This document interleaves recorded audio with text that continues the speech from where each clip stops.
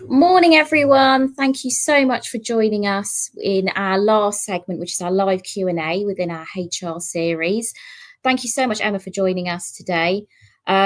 Just to give a bit of an intro, I'm Sundeep. I recruit within the HR market across Northamptonshire and Milton Keynes for the One Group. And Emma, if you're happy to give an intro around yourself.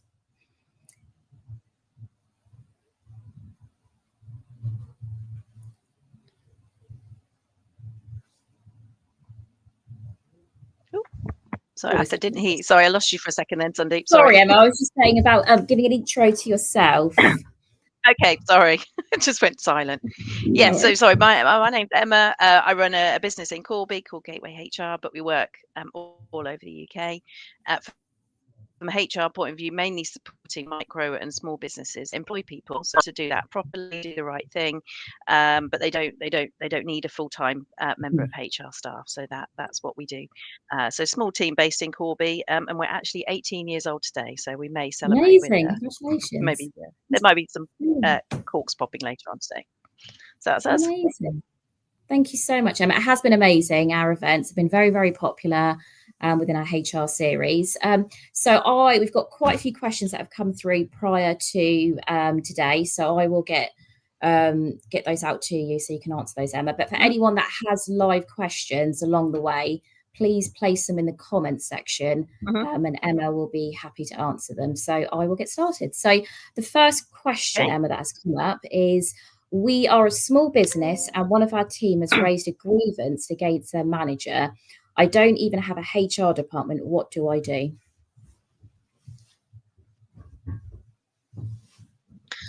Okay, yeah. So, I mean, a grievance, for anybody who's not kind of familiar, is basically a complaint, something that somebody's not happy about. So, of course, it could be anything. So, to the person who's raised that question, obviously, I'll answer it quite kind of generically. The most important thing is to do something with it, because if you ignore it, you're going to be, well, that's not the right thing to do, but legally, you're going to be in a little bit of trouble. So, if you have a grievance policy, have a look at that and see, and that should outline what it is you need to do. You may not have, because you don't have a HR department, so a good place to have a look at ACAS.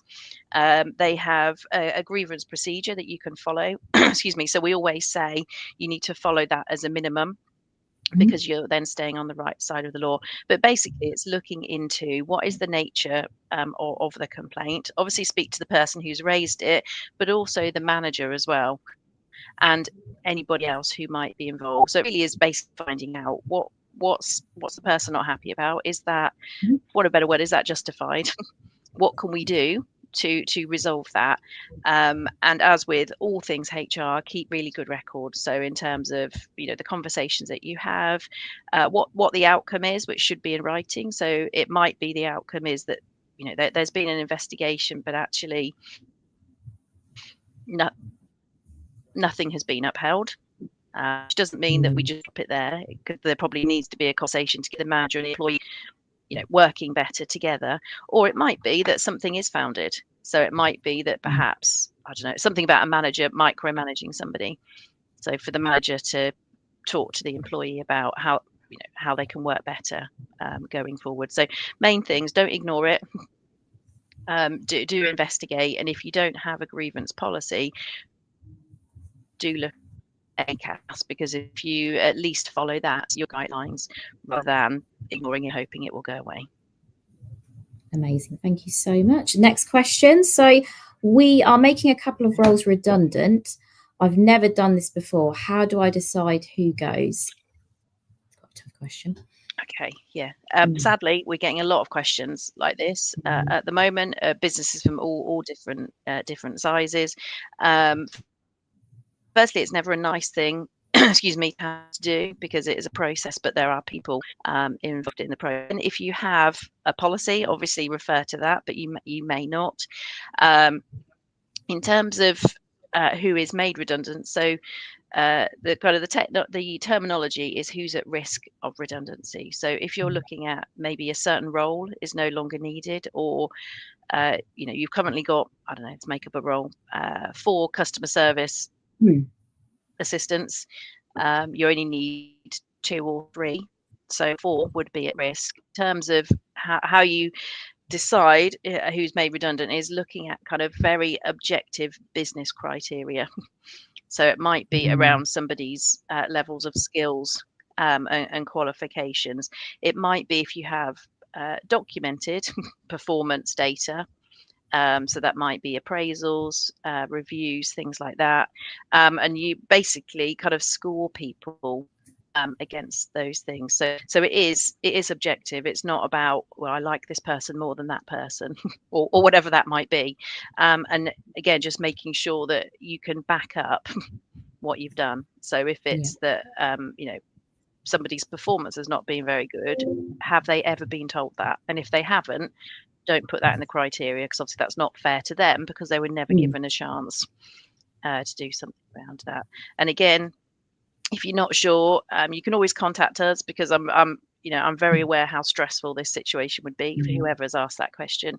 But make sure that if not, that you at least have a good look at ACAS in terms of how to do it properly, in terms of kind of the process, timelines, and of course, what if the two, it says couple, doesn't it? The two roles, or two people that are being made redundant, what are they entitled to in terms of notice and pay as well?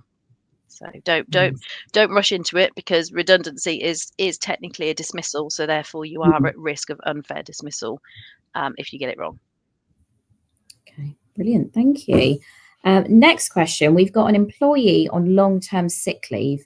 They've said they can come back, but with some restrictions. What counts as a reasonable adjustment? Okay, so reasonable adjustment, it basically means something that an employer can do that enables somebody to come back to work, usually after a period of long-term sickness. So reasonable, as the such a difficult word to quantify, but is that a reasonable thing for the employer to have to do? So I always use the example, our office in Corby is on the first floor. It's not our, it's leased, so touch wood, God forbid, but if somebody in our office was really poorly and it could no longer get up the stairs, as a small business, it probably wouldn't be reasonable for us to, I'm not saying that we wouldn't, for us to relocate or install a lift, because we probably wouldn't be allowed. Doesn't mean that we wouldn't try and do something, but actually, if the reasonable adjustment was that actually, this person can no longer lift things or whatever that might be, then that would be reasonable. Does that make sense? So it's getting more detail from the person, ideally from their medical professional. So if they've been long-term sick, they will at least have been under the care of a GP, if not a consultant. And usually for this, we'd recommend what's called occupational health. So there is a small cost for that, but it's money well spent. So a professional who will say what that person needs to be able to come back. And then, of course, you can look at that and hopefully say, well, yeah, of course we can do that. But it might be that you say, well, no, we can't for whatever reason. And then you can think, right, is there something different? So, and again, it's just one to be very careful with. So not just to say no, to have a look at what might be possible. So. Thank you. And I guess it is down to judging every situation, I imagine. We have had every situation will be different. Yeah, no, I mean, we have had a live question. Oh no, I was just saying, every situation will be different. Yeah, okay, absolutely. Brilliant. So we have a question that's come up, which is, two colleagues keep falling out. I've tried sitting them down together, but it keeps flaring up. What's next? Oh, tricky. Yes. So this happens, doesn't it? I always say, it's people that come through the door every day. People have different personalities. Everybody's different, and sometimes you will get people that, for whatever reason, just don't get on with each other. So it'd be interesting to know what's been said so far in terms of they've been sat down together before, but obviously whatever was said hasn't stopped them doing it again. So I always say keep it, again, as far as you can, kind of objective. What we're talking about is people's behaviour and the impact that it's having. So it's sitting down with them individually, but then also together as well, and saying basically this behavior in the workplace can't continue. So when you're, and I love that word, flaring up. So it's obviously not quiet, the conflict that's going on. So when you behave in this way, whatever that might be, it's not acceptable. It doesn't fit with, if as an organization you have kind of what I call published values, which may have things around respect or how we behave at work, it probably doesn't fit one of those. But also the impact it's having. So actually when you behave like that, it makes everybody else feel really uncomfortable. Or perhaps even worse than that, you're in a customer facing environment. What on earth do you think our customers think when you're behaving like that? So having the conversation to try and find out why. And if it's just that two people they're different personalities, say, well, in work we expect this level of behavior, because ultimately if it continues, you're going to be going down a disciplinary route, because you can't allow people to behave like that. And sometimes if just having that conversation and making that really clear might be enough to get them to stop, but equally not to be afraid to go down that route if you need to, because otherwise the risk is it's creating a really unpleasant environment for everybody else, and the risk is that you'll lose you'll lose really good team members because they can't work with these two individuals, and you're stuck with the two that are causing an issue. And as I always say, document it, just summarize it, do a file note, give them both a copy, so that they're not in any doubt as to what the potential consequences might be. So we've had another one it's flowing in now, Sunny. Yes, it is. So the next question is, what are the biggest challenges facing HR right now? It's quite a big question. Yes. There is a few. There is a few. I will do my best, Asif. So I say the obvious is that there's a lot of law changes coming in, some of which have a date, some of which don't.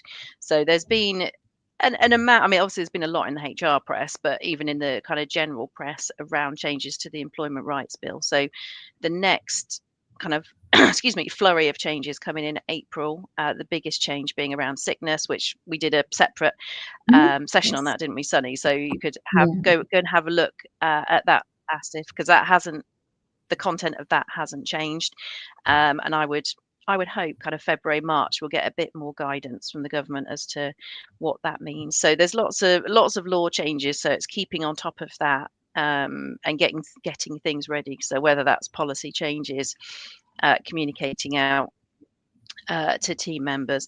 But I think the other biggest challenge, if I'm honest, is, to the extent this is not about being doom and gloom, because I'm very much a glass half full kind of girl, but kind of the environment that we're faced with. So we've got things like cost of living. There's a lot of things going on in the world, and we're certainly not going to go down that line today.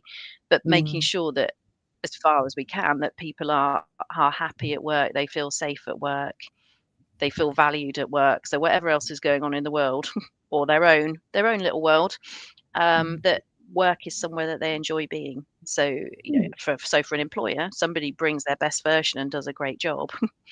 But even if things are not great outside of the four walls at work, people have a good experience at work, have good managers that they can talk to if they're worried, and just making sure that work is a great place to be, which is not, it's not me being soft and fluffy at all, because organizations that do that are some of the most successful organizations in the world.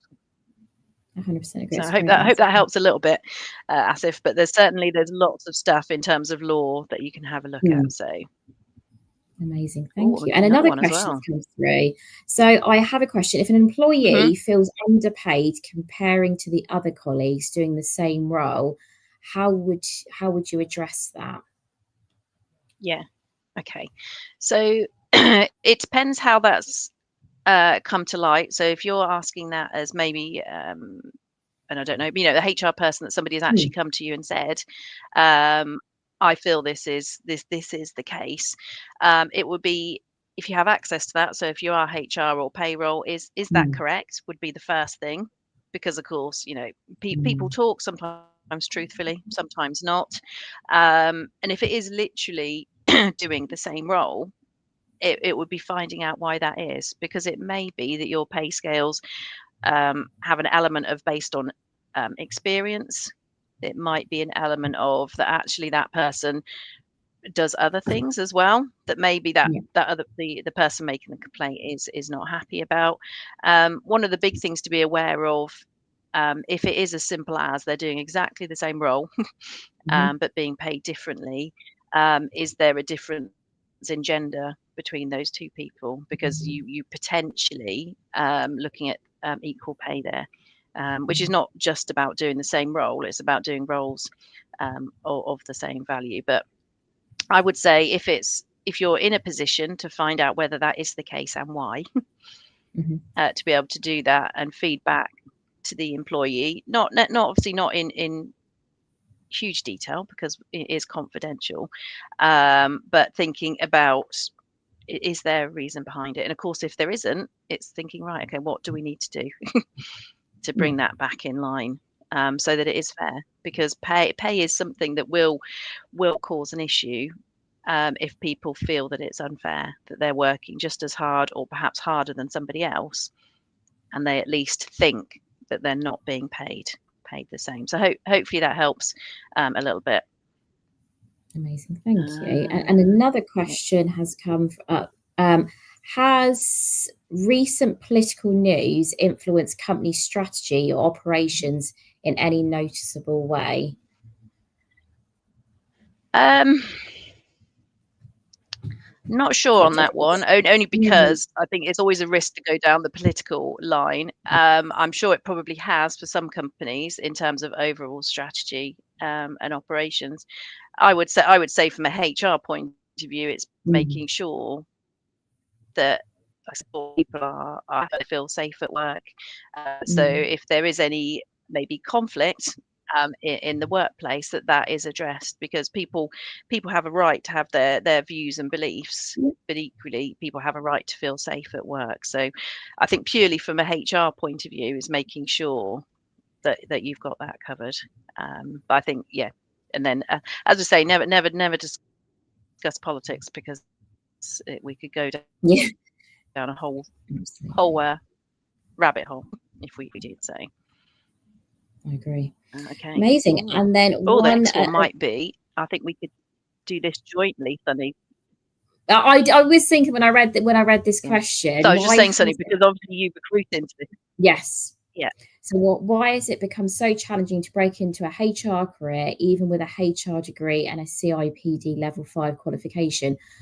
Which is a very good question. And I guess it would be jointly. I mean, from my opinion, recruiting within the HR market, sort of local to myself, Northamptonshire and Milton Keynes, it's it's a really difficult question to answer, and Hmm. purely based on, I guess, obviously it's company dependent. Some businesses are really open. They do have the ability to be able to bring someone in, and for it to be their first step within a HR career.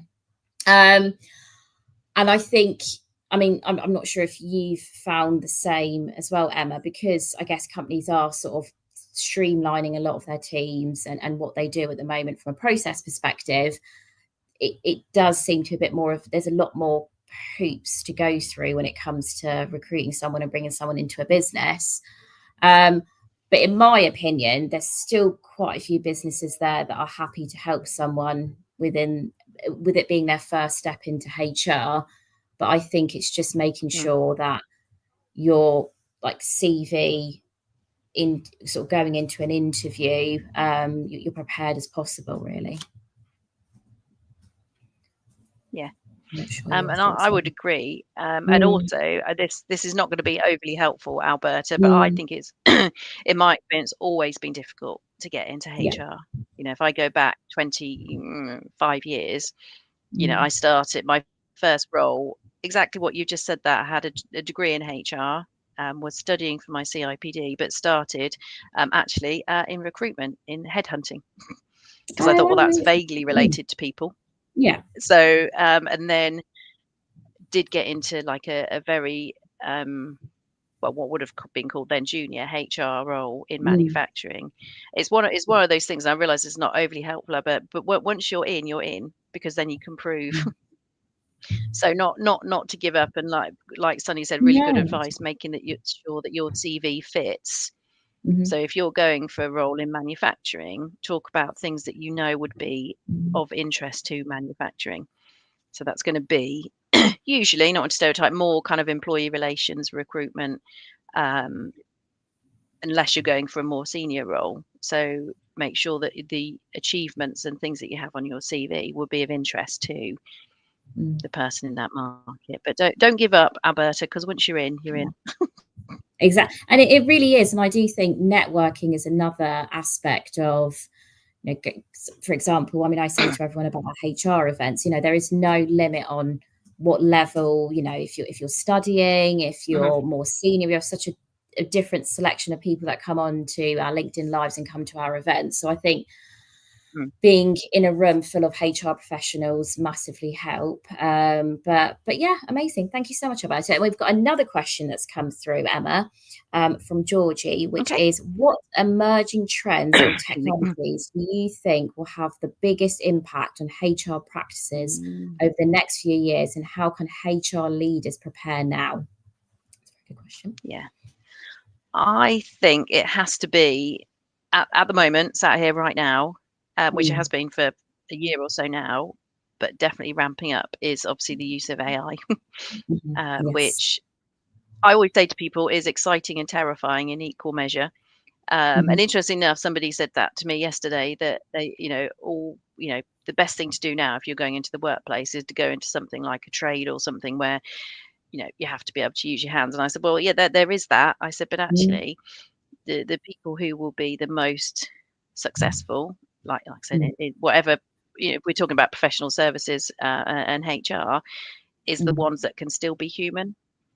Yes. Because yes, AI can streamline our processes, make things more efficient, which is brilliant. But AI is not going to replace if you're a HR leader who can really work with the senior team in terms of how do we deliver what we need, how can we support the business to do that, or as a HR any level, being able to have a human conversation, um, because AI will do what it's taught to do, if that makes sense, which is brilliant because it can Mm. streamline the stuff that can be automated. So therefore, as HR, we can do the things that can't be automated, which is the human side, which is quite often forgotten, I think, sometimes within the world of HR. So I think it's making the most of that. I mean, we've certainly changed a lot of what we do.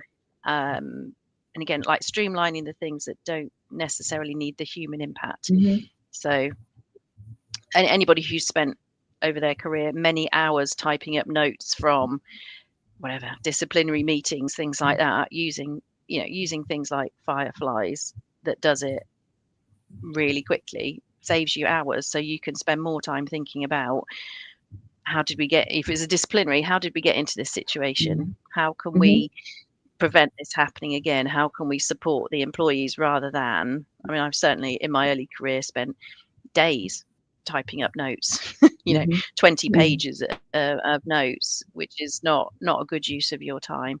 Having said that, do always double check, because any kind of transcribing will sometimes come up with the most hilarious. It's hilarious if you spot Yes. it, would not be hilarious if it went through to, Mm. to the next stage. So that would be my thoughts, Georgie. It's about using it for what it is incredibly useful for, Mm. and then always remembering what AI will never be able to do and what humans can do, Yeah, which is the human side of HR and any other aspect of the business. absolutely. Amazing. Thank you so much. And we have a question that came through prior, which is, one of my team is always off sick, sometimes genuine, Mm. sometimes not. When do I step in formally? Mhm. Okay, so the first thing just to address is sometimes genuine, sometimes not. Is to be sure, how do you know it's not? So I always say, unless Mm. you know absolutely that somebody is not genuinely off sick, treat it as sickness. If you Mhm. know for sure, then it's a disciplinary issue. It's not sickness because somebody said they're sick and they're not. And there have Mm. been there, over the years, there've been some interesting cases. The classic, there was an NHS manager who said that she was completely bedridden with back problems, couldn't get out of bed, and then won a horse dressage competition, was on the telly, Oh, which is a wow. little bit silly, isn't it? Really, if you're, but they're the extremes. So unless you know, treat it as sickness, because it will work its way out in the end. If you have, which you should have, a sickness absence policy, which again, if you look at the previous lives that me and Sunny have done, you can have a Yes. look at that. But use whatever's within that in terms of trigger points, because if it's the language here, always off sick, suggests lots of short-term sickness, which I completely understand is really disruptive. So most policies will have within it, when it gets to a certain point, that it does become formal, and potentially you issue a series of warnings, that the final one being potentially dismissal. But that's relatively rare, because usually if somebody's perhaps not quite as genuine as they could be, once they realize that their role is at risk, they hopefully will stop doing that. Yeah. Or they'll go and get a job somewhere else, so it will solve itself. So in my 25 years experience, it's relatively rare to get as far as dismissal, because people, if they're not genuine, they either stop it, or they go somewhere else. But again, yeah, check that you've got a policy. If you haven't, I would get one, because then that will outline when it becomes formal. Amazing. Thank you. And another question from Georgie. In your view, what are the top indicators that employees feel truly seen, heard, and supported at work? Yeah, great question, Georgie. Yes, You're my kind of person. If there are ways of measuring that, so you can do things like engagement surveys, staff surveys, to find out what people think. But I think a lot of it is this is going to sound really soft and fluffy, but it's not at all. You can feel it. If you're anywhere within the business, so that people are happy to share their opinions. So if you went and sat in on a team meeting, would it be quite vibrant? Would people be very happy to say what they think, even if what they think is, I don't think this thing is working, or we could do this differently, we could do this better. You could also, of course, look at kind of KPIs. So what are your levels of staff turnover? How does that fit? Can you benchmark that for your industry? Because if people feel seen, heard, and supported at work, you're going to have lower levels of turnover, because why would people leave if they work in a great organization? Things like absence as well. There'll be an average for whatever your sector is, Georgie, which you'd be able to find. So is it higher or lower than that? Levels of kind of formal things, things like grievances, disciplinaries, the kind of the employee relations side. So there's the kind of, I say, exact measures, so your engagement scores, but also you've got the KPIs behind that would indicate either a great culture or not great culture, depending what they are. But also, I say, just spending time within the organisation. So many years ago, before Gateway, I worked in a very large hospital, and was looked after, I don't know, probably about 13 wards. I can't remember now because it was a really long time ago. But I always say you could walk onto a ward as a non-clinical person and relatively quickly get an idea of what it's like for the staff. So even though as is the nature of the incredibly busy, but can you feel that people are supporting each other? Have people got each other's backs, or do you think, oh, I don't know what it is, but I wouldn't want to work?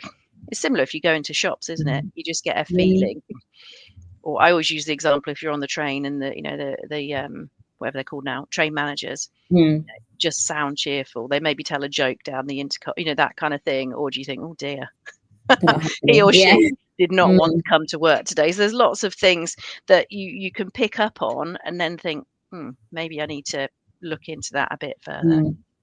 But also, when things are great, find out why. Don't take it for advantage. These things don't happen by accident.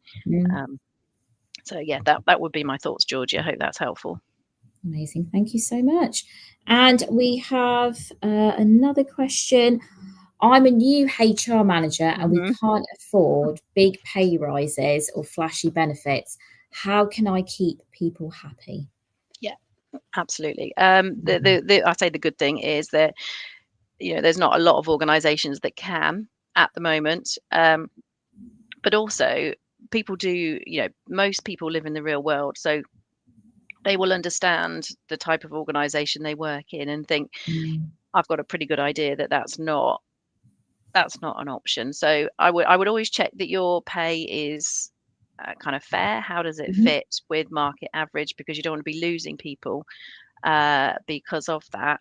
But in terms of keeping people happy, I mean, in terms of benefits, there are loads of benefits out there that don't cost nearly as much as you might think. So Yeah. things like healthcare, cash plans, things like that. But also check what is it that people would actually like, from a realistic point of view. So it might be that actually people would, I say, just like a bit more annual leave, which does Yeah. technically have a cost, Mm. but people value time a lot, around flexibility. So we introduced at Gateway 3 years ago now, might have even been four, we changed to the 4-day week, which people absolutely love. Oh, wow. So that, that's a huge benefit. Obviously, it Mm. takes coordination to make sure that we're still, you know, making sure that we look after our clients. But 4 years in, we did it as a trial, and it works really well. And in terms Mhm. of keeping people happy, it's a lot of what I've said already, but making sure that work is a place where people like to be. Do Mm. they enjoy what they do? Do they like the people that they work with? Are they being developed? Which doesn't have to be expensive training courses. But coming back to Alberta's point about getting into HR, Mm. somebody who's managed to get into HR, I'm sure they probably would love a big pay rise and flashy benefits, but Mm. actually they're probably as interested in what projects can I get involved in? How can I increase my skills so that I can keep building my career? So it's ultimately knowing what makes people happy. Yeah. And doing. I was on a webinar 2 weeks ago with an organizer. I mean, a big organization, but they actually have somebody who's what was the title? Head of happiness, I think it was. Oh, wow. And people were like, "Oh," and I thought, "Well, no, because if Yeah. you're if everyone's happy, you're going to have a really successful organization." So I thought that was a great job. I quite like that job title. I Yeah. I think would our love. office dog has that job title. I think she's very good at happiness. Oh, that's amazing. We have had a few more questions come Okay. through. So we've got from Alberta, in a rapidly Mm, changing business landscape, yep. how does HR Excuse me. evaluate its developmental progress and how frequently should Mm. professionals engage in upskilling to remain effective?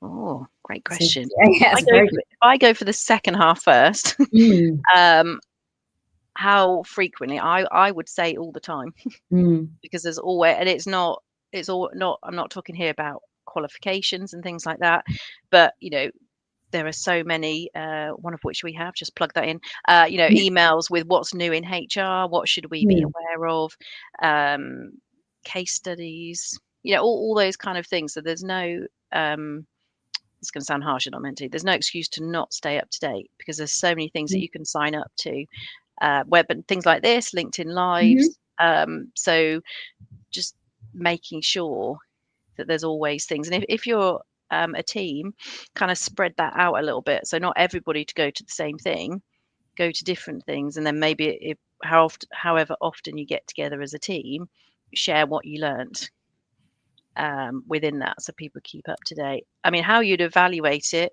would be some of it, I'm sure in lots of roles and lots of Mm. professions, people like to keep learning. So, if people leave because they say I've not been developed, that would Yeah. suggest there's something not quite right. But also, I mean, how often does something come in to the team that Mm. people think, I didn't know anything about that, Yeah. or I don't know how to do that. So perhaps, something, I don't know, somebody's asked to do something and nobody in the team Mm. knows how to do that. So, and evaluating as well in terms of how useful. So if you are spending money on training and development, making sure that it is useful, and meeting the needs of the business. Amazing, brilliant. And we've got another question. Mhm. Learning curves for youngsters is significantly steeper via technology that what older executives are used to. How is the HR system planning to address this significant shift? Okay. It's quite a wordy question. So, Yeah. mm, If I've interpreted that correctly, Stephen, and apologies if I haven't, mm, I wouldn't say that sits just with HR. mm, It's about making sure that development as a whole is developing everybody, because everybody will have different levels of skills and experience. I know some, depending on our definition of older, I might fit into that category. I don't know. Older executives who are much more tech savvy than some of the younger people that I know. So mm, it's not necessarily, and I'm not saying you're doing that, Stephen, but dividing it by age. It's thinking, right, mm, what skills, knowledge do our team members need, yeah. and how are we helping them to develop that? And some of that again will be learning styles. So if I think of myself, I do like to read, but I also like to listen to a podcast when I'm out walking the dog. Mm, So, yeah. is it different things that organizations or teams can subscribe to, rather than saying this is the only way that people are allowed to learn, if that's the right language? How do people prefer to learn, and what are we providing within that? So obviously there's lots of kind of e-learning platforms, things like that, that Mhm, that works really well for lots of people. Some people it doesn't work so well. So really thinking, what, regardless of any other factor, how do people learn best? What do mhm. they need to know, and how are we making sure that we're keeping everybody up to speed? So I hope that helps, Stephen, if I interpreted that correctly. If not, just drop me a message and I'll try again. Amazing, thank you. And then the next question: how to retain people? How do you retain people in a company, and how to make an attractive work culture? Yeah. Okay. Mm. Um, Huge topics. I mean, some of this I've Mm, covered. So retaining people in the company is, have a look at what the benchmark is for your industry, because mm, every industry will have a level of turnover, because people do move on. That is the nature of. So it's not about not people never leave, because of course people do, and you need people do, so you can get new people coming in. But looking at where you fit within that, is it higher than it should be? And then it's kind of almost going, if that's the case, going back to front. So do you do exit interviews? Do you know why people are leaving? So therefore you can do something about that. So are people leaving because they say, well, there's no development, there's nowhere for me to go? And that may well be that that's just the way it is, because you're a small company, so people will move on because they want to flourish within their career. But it might be that you could look at, I was talking to a client last week around, not all progression is upwards. So how can we develop specialist roles, kind of subject matter experts, so people stay within the organization, but they're still being developed, and at some point a more senior role may become available, and they may be interested in that. An attractive work culture is all the things we talked about. So that people enjoy coming to work, they like the people that they work with, they enjoy what they do. Never forget the importance of having fun at work, yeah. because it'd be pretty dull if there was no fun in the workplace. But in terms of being attractive, and Sunny, you will be much better at answering this than me, because this is Mm, what you do all day, every day. yeah. But if you're a great employer, make sure that Mm, people know that. So when they yeah. look at you, if Sunny rings you and says, I've got a great opportunity with company X, and then you Google it, because you would, you think, wow, look at that. What a great Absolutely. place to work. I definitely want to. At Yeah. least, like I said, investigate that further and go for that role. So shout about what you do, because so many organizations' career pages are really dull. Yeah. I totally agree. I think it's definitely, if you're doing, especially if you're doing something different compared to other businesses. I mean, we hear about it all the time, especially when you're going through and learning about a business. And when we're Mhm. recruiting for a company, we'll meet with businesses and go out and see the offices and run through what Mm. what they offer as a company. And some of the time it truly is like, how is this not, all over social media, what you're doing, and Yeah. all over your job adverts and website, etc. So yeah, no, I totally agree, Emma. So amazing, thank you. So next question. We've got someone who's underperforming, but also says they're struggling with anxiety. I'm nervous about managing them. What's fair? Okay. So I understand where those nerves would come from, because hopefully, 99% of people out there are nice people. So we don't want to add to somebody's anxiety. But equally, if somebody's not performing, that is something that needs to be addressed. So it's not avoiding the conversation, but being very aware that however that person knows that they're struggling with anxiety. So to again keep to the facts. So what is it that they are, what is the underperformance, because it may be maybe just one part of the role. So it's about making sure that the person's very clear that it's not everything that is not right, but we do need to look at this one particular aspect. They may need more support.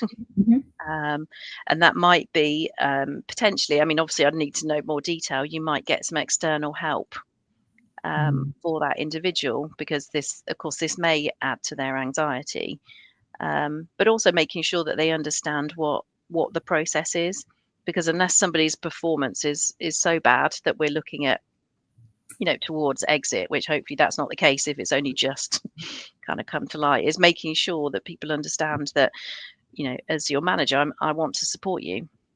I want you to be doing a great job. I want you to be part of the team, but we do need to look at this, whatever this is. So what do they need? Some more training? Do they need to spend a little bit of time with a team member who's really good at that aspect of the role, and just make sure that that team member would be a good person to kind of buddy up with.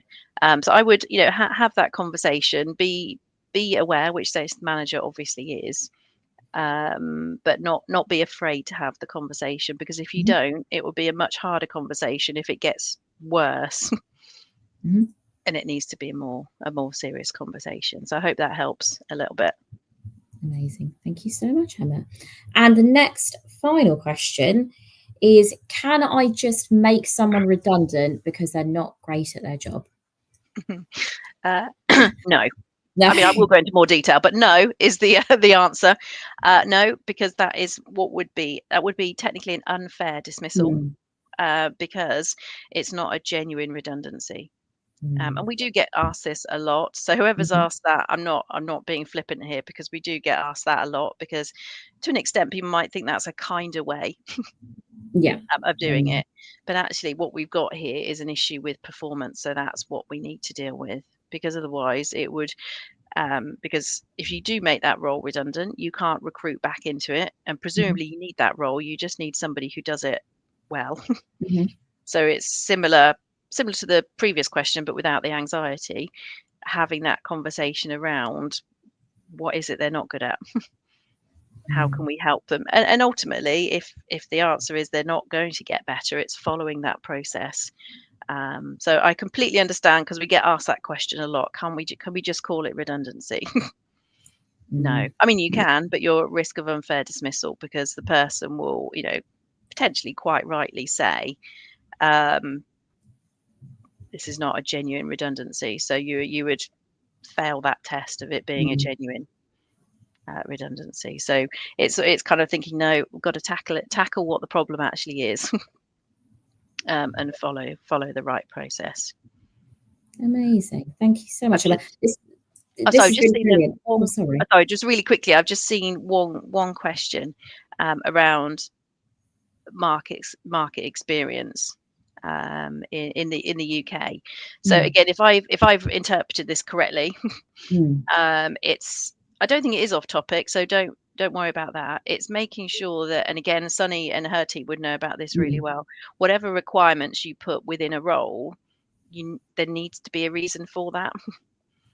So because we see this not just UK experience, but particularly within HR, quite often it's like you must have experience in a certain sector, but it's being able to just because if nothing else, you might lose great candidates because you don't have to, because to an extent, HR is HR. It is Yeah. different in different sectors, but you can learn that if you've got the knowledge. So that would just be. I just thought I'd answer that because I saw that one appear. It's around, it needs to be there for a reason.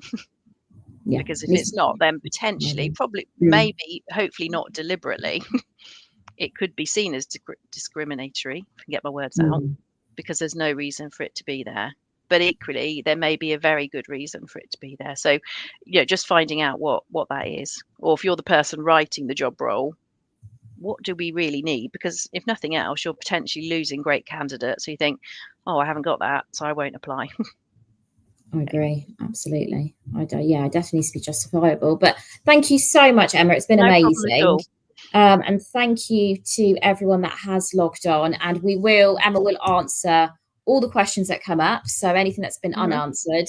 I know, Emma, you mentioned anyone that has any questions, feel free to direct message us, me, or Emma. And Emma will be more than happy to answer. We are looking at LinkedIn Lives and events for next year at the moment. So if anyone has any interest at all, then please do follow us on LinkedIn or feel free to contact us directly, and then you'll be kept up to date in regards to any future events. But thank you so much, Emma. No problem, my pleasure. And thank you for all the great questions. No worries. Thank you so much. Speak soon. Take care. Bye. Bye.